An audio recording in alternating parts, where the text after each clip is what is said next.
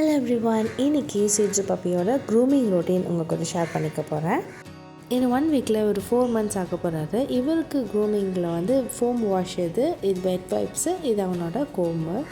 First இப்போ நாங்கள் அவனை பாட்டி ட்ரைனிங் வந்து கார் பார்க்கிங்கில் பண்ணுறதுனால கால் வந்து ரொம்பவே அழுக்காகுது.